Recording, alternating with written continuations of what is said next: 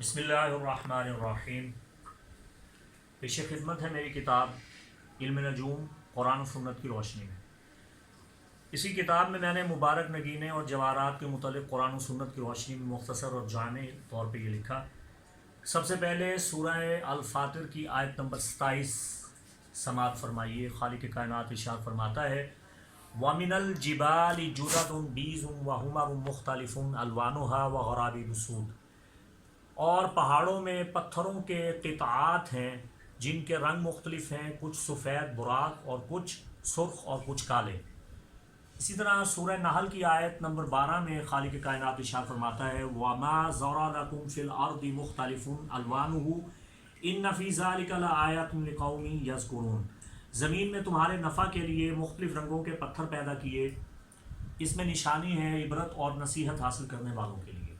سورہ رحمان آیت نمبر 58 میں خالق کائنات ارشاد فرماتا ہے کأنہن الیاقوت والمرجان، وہ حوریں یاقوت اور مرجان جیسی ہیں، یعنی حسن و نفاست میں یاقوت اور مرجان حوروں کی طرح لاجواب اور بے مثال ہیں۔ اسی طرح سورہ رحمان آیت نمبر 22 میں خالق فرماتا ہے یخرج منہما اللؤلؤ والمرجان، اللہ کی نعمتوں میں لؤلؤ یعنی موتی اور مرجان ہیں جو سمندر سے نکلتے ہیں۔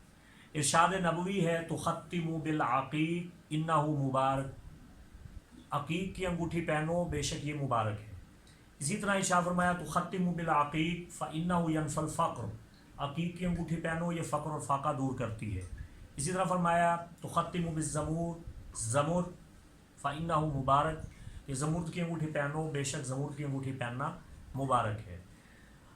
اب تخاتم کے متعلق یعنی انگوٹھی پہننے کے متعلق جو آداب ہیں، جو سنن ہیں اور جو شرعی طریقہ ہے وہ سماعت فرما لیجئے کہ رسول اللہ صلی اللہ علیہ وآلہ وسلم نے یمنی عقیق انگوٹھی پسند فرمائی اور زیب انگشت فرمائی۔ ایک ہاتھ میں 2 انگوٹھیاں پہننے سے منع فرمایا، ایک انگوٹھی میں 2 یا اس سے زیادہ نگینے لگوانے سے بھی منع فرمایا۔ انگوٹھی دائیں ہاتھ میں پہننا انبیاء کرام علیہ السلام کی سنت ہے، اور جس انگوٹھی میں اس میں الہی کنندہ ہو اس انگوٹھی کو کسی ناپاک جگہ پہ نہیں رکھ سکتے، اور حمام یا غسل خانے باتھ روم میں آپ اس انگوٹھی کو ساتھ میں لے جا سکتے۔ اگر بدن نحس ہو ایسی حالت میں بھی انگوٹھی پہننے سے پرہیز کی جائے گی۔ استنجا کے وقت کوئی بھی انگوٹھی نہ پہنی جائے بہتر ہے۔ احتیاط یہ ہے کہ عقیق، یمنی، در نجف، فیروزہ اور سنگ حدید وغیرہ کو پہن کر آپ غسل خانہ بیت الخلاء میں داخل نہ ہو، اور کسی بھی نجس جگہ پہ یہ انگوٹھی پہن کے نہ جائیں۔ مرد کے لیے سونے کی انگوٹھی پہننا حرام ہے، اس سے نماز بھی باطل ہوگی۔ مرد کے لیے چاندی کی انگوٹھی کی شرعی مقدار، شرعی وزن 4.5 ماشات تک ہے۔ مستحب ہے کہ انگوٹھی چھوٹی یا چھوٹی کے ساتھ والی انگلی یعنی خنصر یا بنصر میں، یہ جو رنگ فنگر ہے شمسی انگلی، اس میں آپ پہن سکتے ہیں۔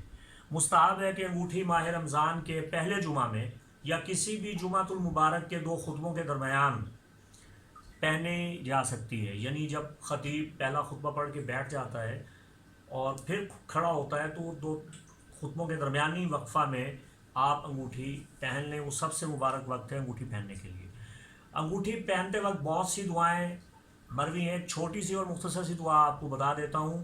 انگوٹھی پہنتے وقت آپ دعا پڑھیں اللہم آتنی تاج الکرامہ، اے اللہ مجھے تاج عطا فرما بزرگی کا، وقلدنی حبل الاسلام، اور میرے گلے میں اسلام کا طوق ڈالے رکھنا، ولا تخلع ربقۃ الاسلام من عنقی، اور اسلام کا طوق میرے گلے سے نہ اترے۔